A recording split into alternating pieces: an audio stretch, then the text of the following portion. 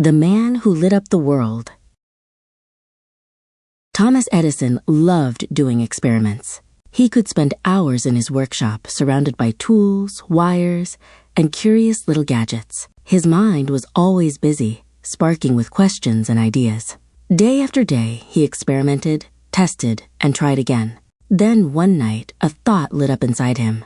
What if I could bring light into every home, even after the sun goes down? Thomas took a tiny, whisker-thin piece of paper and carefully placed it inside a glass bulb.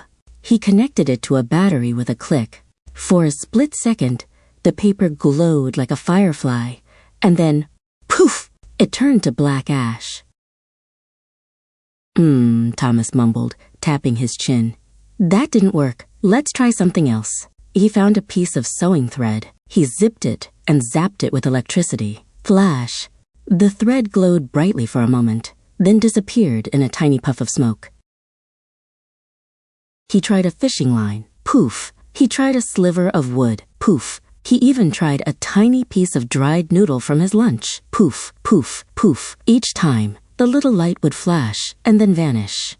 His workshop filled with smoky, poofy bulbs. A friend came to visit and saw the piles of failed bulbs. "Oh, Thomas," his friend said with a sigh, "you have failed thousands of times. Aren't you ready to give up?"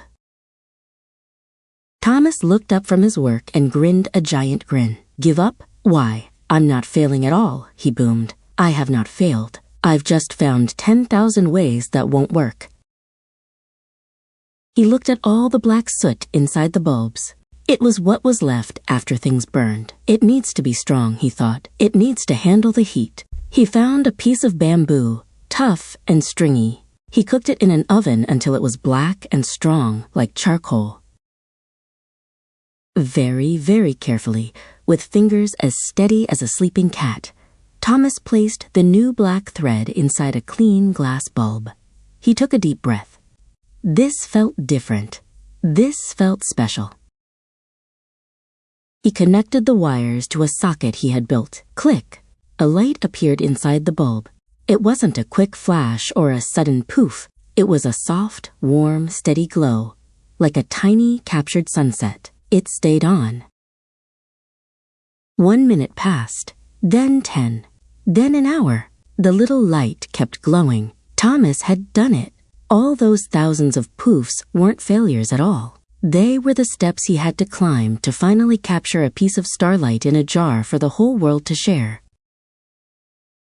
If you loved this story, please give us a like and subscribe to our channel for more uplifting stories.